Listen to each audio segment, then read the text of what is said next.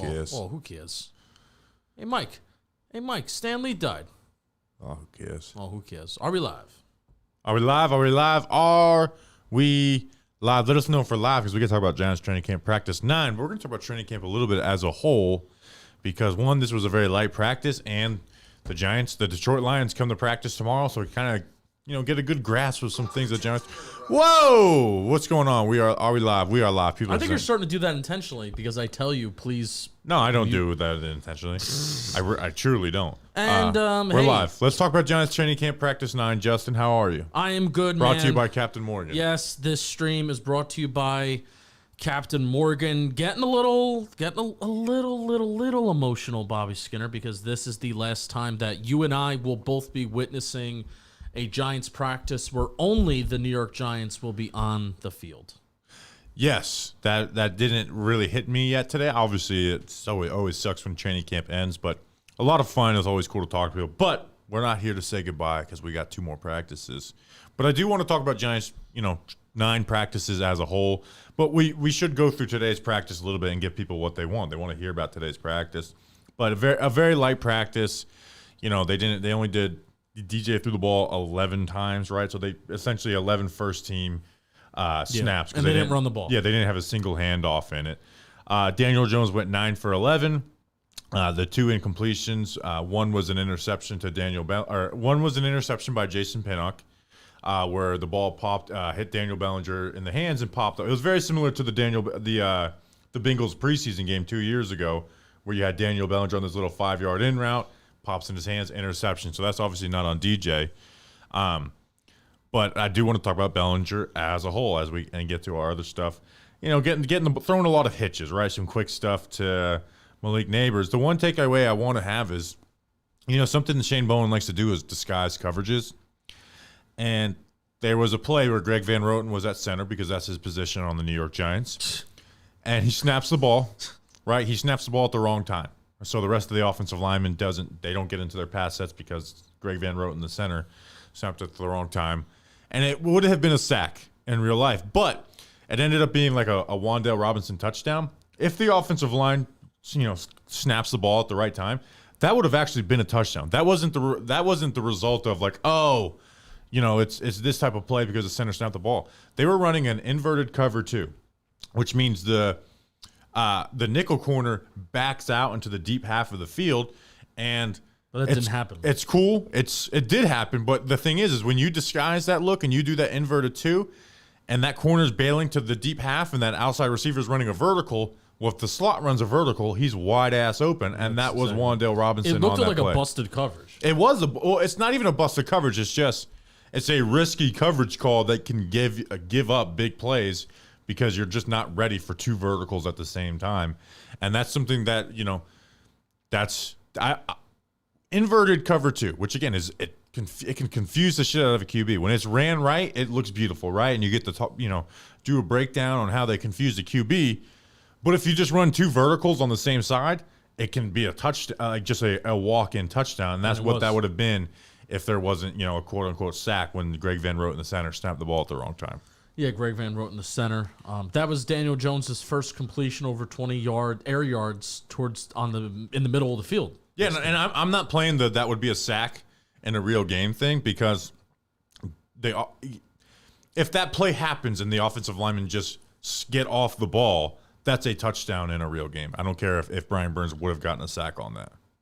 I'm with you. And Greg Van Roten, the center, should learn to snap the ball and at the right time. That's another big picture thing right now is, I know we get a lot of flack sometimes. Actually, we don't get a lot of flack. Get a little bit of flack about like this whole O-line rotation and how we talk about a lot how we don't like it. That's one thing, right? It's one thing to not like the rotation, but Justin, I'm starting to get a little worried about JMS, because Greg Van Roten is not just like getting snaps at center. He hasn't taken a single guard rep since being on the New York Giants, and that's what we thought that he was brought in here to be. So it would be one thing if they were splitting him between right guard and center, but I'm a little worried about JMS because again he's not taking a single guard rep, not even in one-on-ones, not in anything. He has only practiced at center as a New York Giant. And here's the JMS timeline, because he's not going to practice during the joint practice. They have no practice on Wednesday. They have the preseason game on Thursday that he's not going to play in. So he doesn't. So they have no practice on Friday. So JMS is out for this week. Like he's not going to come back this week. So then you're looking at minimum next week, and then we're talking about, all right, now we're in week 2 of the preseason. Yeah. So again, like the JMS injury happens. He's out there with like individuals. He's moving out there, and then he just hasn't been a part of practice really. Even though he will dress out for the practice, he doesn't do anything. No. So that's another thing. It's like, okay, is this JMS injury a little more than what they are leading? Because it's been a week, right? It's been a week since he's been injured. Yeah. It really seems Andrew Phillips has solidified himself as the nickel corner. We're really not getting any Nick McLeod snaps out there, which is kind of a shame because Nick McLeod, like you said, was probably the best performing corner in training camp so far. Yeah, and it's come at the nickel corner spot. So yeah, I'm still, if Drew Phillips is continuing to prove himself, it's kind of tough to see Drew Phillips in coverage, but dude, he's all over the field. He's all over the place, and he just needs to get a better grasp of the defense, right? Because it's gonna ask a lot out of him, and a lot of times there was a blown coverage to Hyatt a few days ago. But he has gotten his hands on a couple balls when he's in just pure man coverage. But it seems like they're really handing that over to him. Where on the flip side, like a Tyler Newbin, his 3rd or 4th practice back, and he hasn't gotten even a single first team snap, and it feels like they've let Dane Belton that be Dane Belton's job at least for now. Right. But the whole with going back to Drew Phillips, if Drew Phillips he seems like he's running with the slot corner job, which I'm happy with. And I still do think the Giants' starting number 2 outside corner is not on the team right now and on a different team.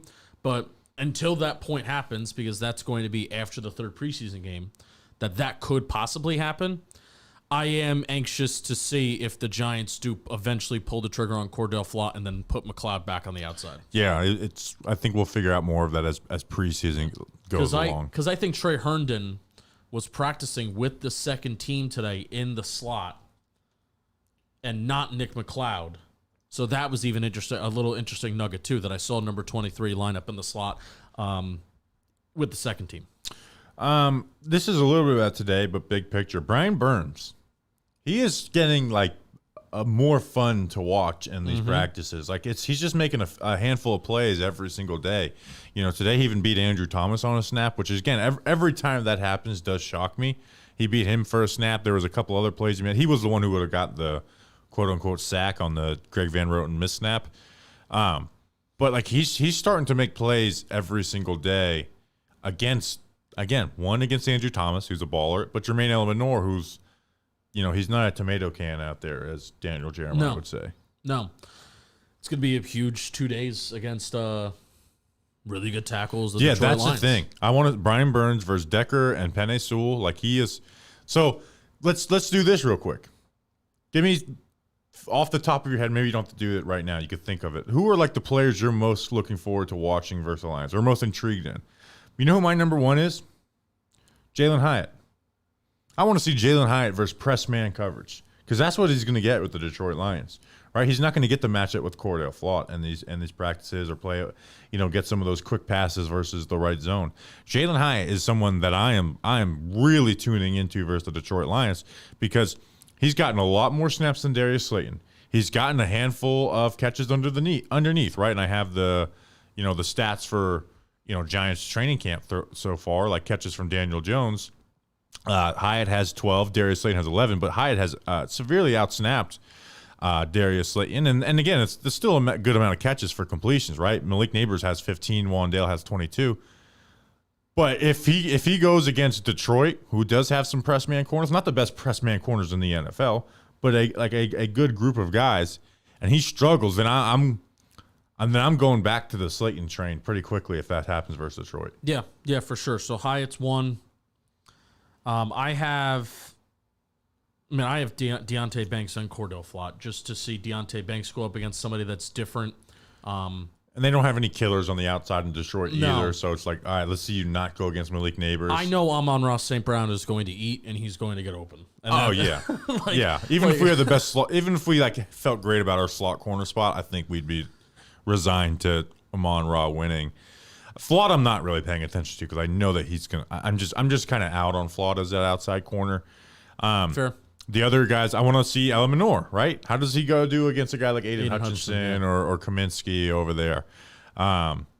So, and then obviously you mentioned Brian Burns is somebody we're going to watch. Like, hey, go out and beat Penei Sewell a couple times in a one-on-one or in team drills. They're probably not going to beat him. He hasn't. I'm going to come out and say this.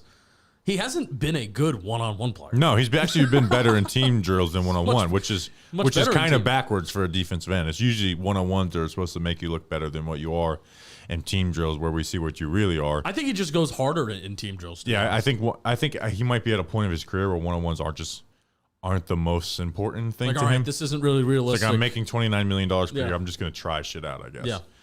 Like, I'm not giving my 100% full go in these one-on-ones. Now, here, I want to talk about this too, especially when looking forward to facing the Lions. I haven't felt like there's been a ton of emphasis on throwing the ball deep over the last weekish, where to start camp, or the last couple practices, I'll say, since this is day 9 in a week of 7 days. But it's day 9, and I felt like it's been a couple practices where we started out camp and we interviewed Jordan, we interviewed Art, we interviewed Ryan Dunleavy, and main talking point of all of our interviews in the van is, man, they're really trying to throw it deep. That's died down the last couple practices. I think the emphasis has turned into getting Malik Neighbors the football. Okay. Right? Even though he doesn't have like the most catches in the world. Because Wandale leads the catch rankings. You know, he has 22 to Malik Neighbors is 15. Yeah. Neighbors had a fun day today. But outside of 2 catches that Wandale has had, or 3, everything has been like the quickest of quick game, right? Where Neighbors, they're actually like they're throwing back shoulders, hitches. You know, they're trying to get him open on the full route tree, and then they want to get Slayton his shot on a few plays. Yeah, you haven't seen the just outright, this is what we're trying to do. Now they've worked situational stuff, right? Second and long, third and long. And today they just kind of scrimmaged. And 2 days ago they had the Neighbors and high completions that DJ had. Yeah. We're not talking about it as much as, and I guess the rate at which they were doing it to start practice was pretty insane. It like you said, it would have led the NFL. It would have by like 8%. Yeah, and Will Levis was just doing it at a crazy rate of like 23% last year. So I don't know. I just felt like that died down a little bit, and I kind of didn't want it to fully die down because I think it's gone from being like an insane rate to a normal NFL rate. Well, not even. I just felt like it hasn't been here, but there was the Wandale touchdown. But you think if they throw the ball max 20 times, if they throw the ball deep 3 times, that's like towards, that's like 13, 14%. It's 15%. Yeah. So which it would be double Daniel Jones's usual years. All right, I'll take it. So I think it's like you said, there was a 2-day emphasis where it was like, okay, this is a little nuts, right? And it was the first 2 days where they weren't doing red zone, so it has slowed down a little bit. But I don't. So that's what I'm looking at against the Lions. But they've still done it more than what they did in the last 2 years. With Slayton, Hodgins, Hyatt group, and then the Galladay, Tony, Slayton. Actually, no, Slayton wasn't even involved in that year. Yeah. Who was the starting receivers that year in camp? It was Colin Johnson. It was Galladay. Yeah, Colin Johnson was getting a lot of snaps. Which there's a world of if Colin Johnson doesn't get hurt. Great in 2022. preseason game, dude, and Tommy Sweeney. How about that? Let's go Chicago Bears. If Colin Johnson doesn't get hurt in 2022, Darius Slayton may not even be on this football team right now because they were going to start Colin Johnson over Darius Slayton. So that's one of the things that I'm not just player matchup wise is. If the Giants' offense is going to have success against the Lions last year, which I'll be real, I think the last day last year when we were there, Bobby, they kind of got better as it went on. Yeah, but it was a lot of bad. Like the Lions, first day they were out physical. The Lions took the Giants to the woodshed last year, and as they kind of did because you saw how bad the Giants were, and then you saw how good the Lions were, and we already know how good of a team the Lions are this year. We already know how good their roster is, and hopefully the Giants got better. But it's just a matter we also of we witnessed training camp or country club training camp last year, and the Lions are the exact opposite of that. And the Giants, here's another thing: to not do any 7-on-7 and any practice. I think it might be the first NFL training camp to ever not do any 7-on-7. It's pretty wild. I love it. They're gonna do it. Dable indicated that they're gonna do a ton on 7-on-7 with the Lions. Yeah, again, but it's like because that's what other teams do. The Giants have not done a single snap on 7-on-7. I've never seen that before. Pretty shocking, but I like it that they've given us a good amount of sample size of 11-on-11.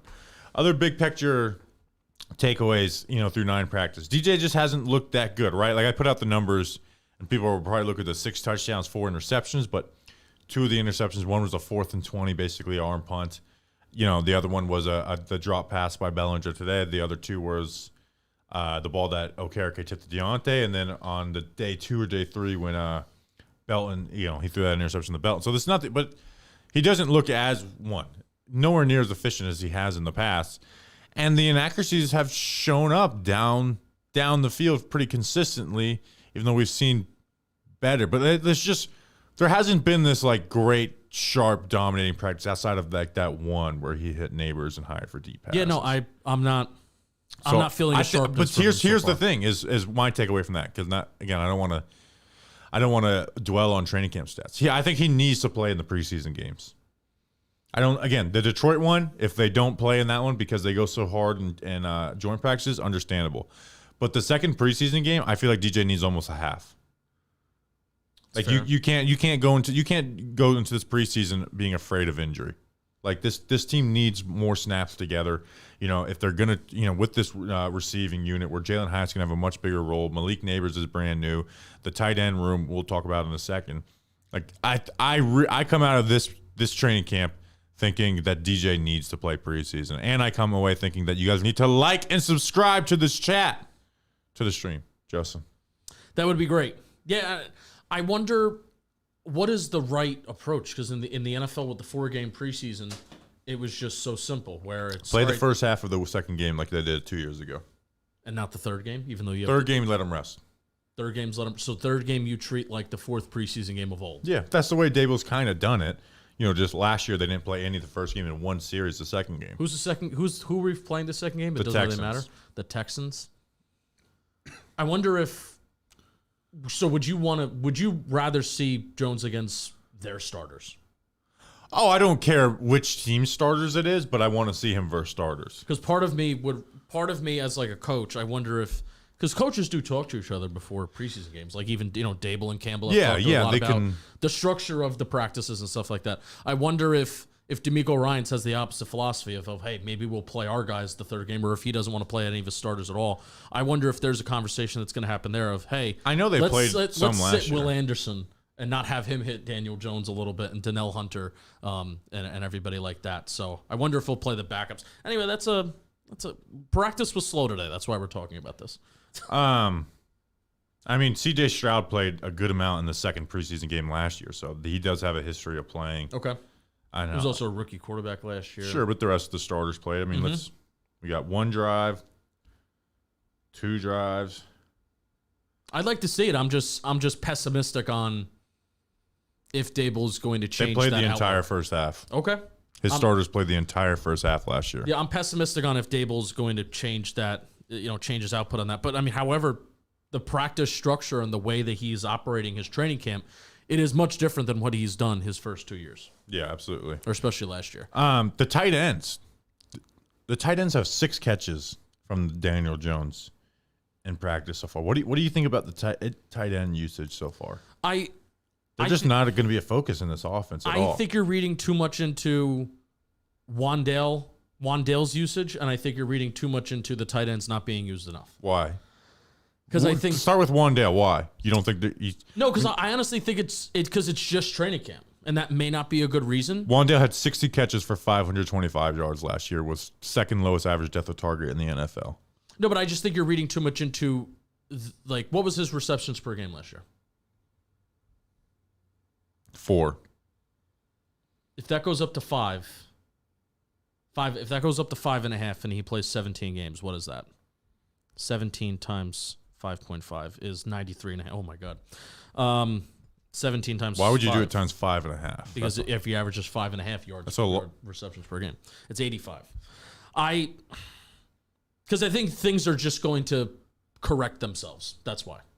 I think the tight ends are eventually and not even the tight ends, Bobby. I just think Theo Johnson is going to eventually be involved more. Okay, but then you're relying on a rookie who they haven't gotten a lot of first team snaps with the team, becoming like much more involved in the way.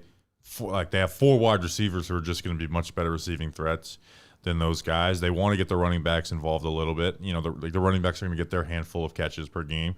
I just don't see much being built for the tight ends in this offense. Like I think, with Theo Johnson, you're gonna see more than what we've seen in training camp. You're gonna see some stuff, but I don't think the tight ends are gonna be a big part of this receiving game at all. And in fact, we've seen an emphasis on them being used as blockers, right? Chris Manhurst might have gotten the most first-team snaps through 9 practices, but I truly believe. I mean, it's not even going off training camp. This is what Wandale was last year, right? Wandale last year had 60 catches for 525 yards, and he missed 2 games. So if you just the same production as last year, that's 68 catches for for 600 yards. It's basically what I'm like predicting for him. Okay. So like I just Wandale will make a play here or there down the field, but I just think he's gonna lead the team and catches this year. Maybe not targets. That's not a gamble. No, not at all. That's not a gamble. Speaking of a gamble, isn't playing DJ a gamble? We don't. Yes, it absolutely is. I think it's worth it. But right. Okay, sure. It's a gamble to play any starters. It's not just about Daniel Jones, but I think it's worth it from the standpoint of, all right, would you rather have Daniel Jones be completely rusty when it comes to facing Brian Flores out of all defensive coordinators come week 1 and then us look like shit for a month? Or would you rather the risk of playing Daniel Jones during the preseason to try responsibly and trying to get him ready for what he's going to see come, the first game in September? Yeah. Why don't you talk to us about Captain Morgan? I'll talk to you about Captain Morgan. Oh, boy. Oh boy, oh boy. This episode and this live stream is brought to you by Captain Morgan. They are the official spiced rum of the NFL. With the NFL season upon us, you need the right players in the game. We want our starters playing in the preseason. And guess what? To spice some things up, Captain Morgan is the perfect thing to do it. And when it gets bland, try Captain Morgan Original Spiced Rum. It's delicious and crisp. And it's perfect for game day with friends. Spice it up. Bobby Skinner is getting dangerously close to my face. And yes, folks, that is a glass bottle.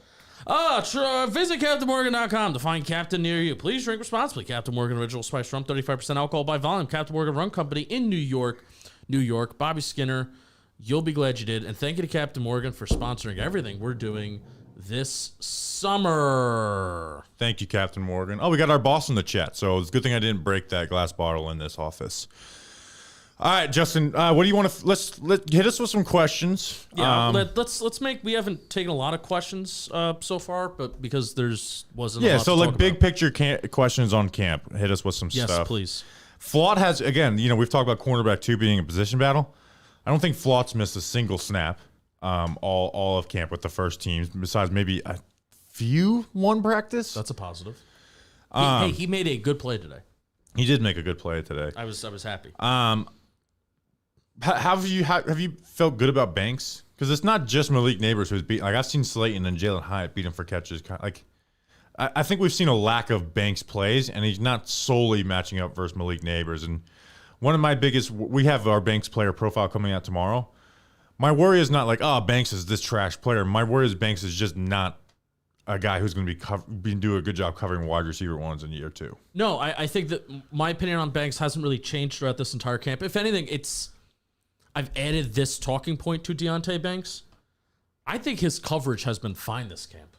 I think it's been decent, especially going up against Malik Neighbors, who is a much different wide receiver 1 than what Deontay Banks faced last year during training camp. Deontay Banks needs to get better at making plays on the football when he is in man coverage. You're not always going to be in zone coverage. You're not always going to be in zone. You're going to be in man coverage. You're going to be pressing guys at the line, or you're going to be 5-10 yards back, and you're going to be expected to maybe pounce up, come forward. Yeah. At the catch point, you need to get your head around. You need to follow the ball. If you see that receivers are showing late hands, you need to get your hand in there and break it up. Any way that you need to find out your identity in doing that, whether that is turning your head or not turning your head, but playing the football and playing your hands, playing his hands. That's what he needs to figure out, man, because there will be wide receiver ones. Because it's not just Neighbors. It's Slayton and Hyatt that have done it too. There will be wide receiver ones that he will face that he will have good coverage against, but he will allow a shit ton of catches because you have quarterback and wide receivers that have a good relationship with each other with back shoulder throws or contested catches. And that is where I think there's a danger with Deonte Banks this year. Absolutely. Rick Bowman, Research Rick, asked, what is Bowen looking for at inside linebacker 2, and is it on the roster? So part of the McFadden versus Deontay Johnson thing, I guess, is McFadden is kind of on a pitch count with his hamstring injury that he had in OTAs. I really think to play linebacker in Bowen's defense, one, you got to be, quick getting downhill when you pull the trigger. But I feel like you need better all around because you're going to get a lot thrown at you in coverage. And I don't know if that's in the, because you have Simmons who they're going to use, right? That's another camp takeaway. Simmons is making the roster. He's going to have a role. Your interior linebacker, too, is going to be a first and second down player. Yeah, because I think Simmons is going to come on the field on third down. And you're also going to have Nick McLeod. They're going to use Nick McLeod next to Bobby Okereke as well. But teams also do throw the ball on first and second down. So those guys are going to be asked to play in coverage. For sure. And again, one of my biggest questions coming into this year is does McFadden fit this defense? Right? Defense, with the new coaching change was how does Pinnock look in the defense that's going to ask more from him mentally instead of just using his athleticism and telling him to go? And then Micah McFadden. So I'm not sure. I think it's the games are going to have to try to tell the story. Elijah Chapman says Nasi. I don't know if I can predict him making the roster, but they do like him. And he's gotten snaps with the first team. It's hard to tell the defensive tackle rotation a little bit, but he makes plays. I almost wish we waited. There was no way that you were going to be able to predict this. I almost wish we waited on the Jordan Phillips PPP because, Bobby, I would have told you to scrap it and come up with a different player. Jordan Phillips is not making this football team. He was getting 13, and I know this is such a small, niche point to talk about, but Jordan Phillips, when that signing was made, and it was made pretty late, that was, okay, the Giants kind of found their rotational interior defensive lineman too with Nacho. Where you have Nacho, who's going to be the early down player on early downs and stop the run, and then you're going to have Jordan Phillips that is going to be kind of like your pass rusher if they want to have two interior defensive linemen on the field. He is not making the team, man. He's playing third team. He really doesn't make any kind of plays. Ryder Anderson consistently gets first and second team reps. Yeah, Ryder Anderson's making the team. That's and Elijah Chapman he got solely second team reps today. And then you also have Jordan Riley, who is the backup nose tackle to Dex. Jordan Phillips doesn't fit anywhere into that. Yeah. Sorry. But here's the thing is I probably would still keep Phillips and just put Chapman on the practice squad. Yeah, they could. Because you're not losing Chapman. No, you're not going to lose Elijah Chapman. No. Let's see. There's even DJ Davidson, too, who they drafted. So maybe they could cut Phillips. You keep DJ Davidson, who you drafted, even though I don't necessarily agree with that. Yeah. But they could do that, too. No, Sam, at what point in the season does the coaching staff make a change at quarterback if Daniel Jones is struggling to hit the deep balls? To me, that would be a frustration move because if there's one thing we've learned from camp is that Drew Lock has just not – he doesn't have this offense right now. No. We talk about Daniel Jones needing preseason. Drew Lock – I would want Drew Lock getting more snaps than Tom DeVito in preseason because he just does not have the timing of this offense down. He's been inaccurate. It looks like he just doesn't trust anything that he's seeing. I think he needs preseason just as much as anybody. Yep. And Dunleavy even brought up the whole injury clause thing with Daniel Jones, and there could get to a point in the season where if the record's bad enough that it's not even a frustration move of moving away from DJ. It's just you don't want that injury clause to come back and bite you in the ass. But I don't even want to think about that. We're in the month of August. The Giants have an 0-0 record, and they can win the first two games. All right, let's finish on this. Eric says best surprise of training camp. This isn't maybe not the best, but I like that Drew Phillips has looked good. That was a draft pick that I was really unsure of. Now we haven't seen Drew Phillips tackle, which was a huge part of his overall conversation and also coverage too. But I just like that Drew Phillips has been active. He's looked good it's making me feel at least better about the depth at slot corner, where if they do find a CB2 on the outside, then you have McLeod and Phillips there that can – McLeod could be a jack of all trades and go wherever, but then you also have Phillips in the slot. So that was the first thing that kind of snapped into my mind. Mine is Deontay Johnson, right? Like, it's not that just – there's a few years ago when Devontae Downs all of a sudden started getting starting snaps, and we weren't there. So we're just like, okay, I don't know what this guy is, but he is getting starting snaps. If we were there, probably would have hated it. Deontay Johnson not only is getting, like, first-team snaps – I think he's looked pretty damn good. Yeah, he brings the pop. Like, he's been a fun player to watch. Now maybe we get to games and it all means nothing, but for a guy for having a second-year UDFA who's never played an NFL snap, getting first-team snaps his second year, that's awesome. I think he's been fun to watch. Yeah, I agree. Where like good enough to where it's like if they did make a decision to put him over McFadden, I wouldn't be sitting here and kicking and screaming. Now, I still think McFadden deserves that job. You got to the games matter, right? Practice can only mean so much, especially when you're not tackling. But that's been my biggest thing. Why has Trey Hawkins regressed so much from the last training camp? I don't know why, but I did tweet out a GIF of him today being like, "This used to be his field," because we haven't seen it. He hasn't made a single play. No, man.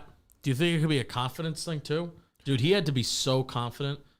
And as he should have, he should have been really confident over what he did last summer, and that's a huge part of a cornerback's game. But that's also the worry of thrusting a cornerback into such a spotlight like that when maybe he's not ready as a 6th-round rookie. Yeah. Where if you lose that confidence and you lose that swagger, you maybe lose a part of who you are as a player. So that kind of sucks. And even Trey Herndon, he hasn't stuck out much. I've tried to keep an eye on him because. Like, I don't think he was bad with Jacksonville. Like, I sought him out. I watched him, and he's been like a pseudo starter in the NFL. And today was one of the first times that I saw him consistently get second-team reps. He's been with the third team, but that's also because Nick McLeod has been getting backup slot corner reps. So I'm going to be interested to see where McLeod ends up, if they add another corner, and then are they realistically going to keep 3 guys on the roster that could play nickel corner in Herndon, in McLeod, and Phillips, but also with the caveat of McLeod can also play outside corner. Absolutely. The last question we're going to hit actually is from Big Mama. Big Mama asks great questions. Does Eli make it to the Hall of Fame first ballot? Oh, is Jimmy, are you still, Jimmy hopefully is still listening to this. I doubt it. But he better. We should anytime you see a tweet that's saying he shouldn't, I want us to spam. Not just spam replies of like, oh, screw you. Like, I want you to find the best statistics of Eli Manning and spam them because he deserves to be in the first ballot Hall of Famer. And we're going to be there. We're going to do an event there. We're going to go to Hall. And they need to put the Giants as the Hall of Fame game, number 1. We need that extra preseason game. We need to be there. So he better make it. And we need to fight the fight this year. Like, anytime Eli Manning's brought up, I just decided from talking Giants, from just quote tweeting as Hall of Famer. Nice. Like, Eli Manning is a Hall of Famer. He absolutely deserves. You know what? Someone amazing guy says Coughlin too. Why don't we get Eli and Coughlin in the same year? That would be great. How about that? So Eli Manning is a Hall of Famer. We'll see you guys tomorrow. Player profile projection in the morning. We're bringing the heat with this one. We got Malik Neighbors and Deontay Banks, back-to-back first-round picks. We will be at Lions camp. Justin will be watching the Giants defense. I'll be watching the offense. We're going to have a great stream recapping that. So tell your friends to check out the stream tomorrow. We'll have a full podcast out, later this week. So a lot of fun stuff coming. Streaming the preseason game. We'll see you then. Until then, let's go Big